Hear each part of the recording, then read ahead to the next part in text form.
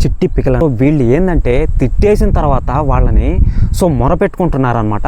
మన ఇండియాలో కాంట్రవర్సీ జరుగుతున్నాయి కదా, మా మీదే ఎందుకు డిపెండ్ అవుతున్నారు, మీరు మా మీదే ఎందుకు వీడియోస్ అనేటివి చేస్తున్నారని చెప్పి ఒక మాట అనేది చెప్పడం జరిగింది. వాళ్ళ సిస్టర్స్, నేను ఒకటి చెప్తా వినండి.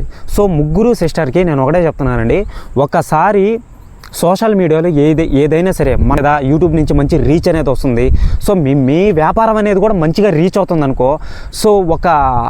ఒక అదే అంటారు కదా, పెద్దవాళ్ళు అంటారనమాట, ఒక అహంకారం, ఒక కొవ్వు అనేది తగ్గించుకుంటే వచ్చే కస్టమర్లు కూడా మిమ్మల్ని చూసి వాళ్ళకి మీరు ఎంత రెస్పెక్ట్ ఇస్తారో వాళ్ళు కూడా అంత రెస్పెక్ట్తో మీ ప్రోడక్ట్ని కొనుక్కుంటారనమాట. 3500, 4000 ఆ విధంగా ప్రైస్ మీరు పెడితే ఎవరైనా అడగకుండా ఉండరు.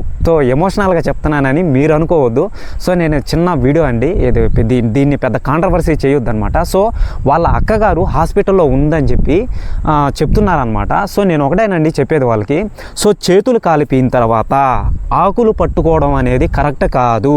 మీరు కూడా ఒక కస్టమర్కి రిప్లై ఇవ్వడం అనేది చాలా ముఖ్యంగా మీరు ఆలోచించి మరీ ఇవ్వాలి, నవ్వుతూనే ఇవ్వాలి.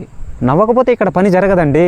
ఏదైనా ఒక లీక్ అనేది దొరికిందంటే జనాలు అసలు వెయిట్ చేస్తున్నారనమాట. నన్ను కూడా ట్రోల్ చేసేదానికి అవకాశం ఉందన్నమాట. మనం ఎంత రెస్పెక్ట్తో మాట్లాడితే అంత మంచిది, ఎంత తగ్గి మాట్లాడితే అంత మంచిది అనమాట.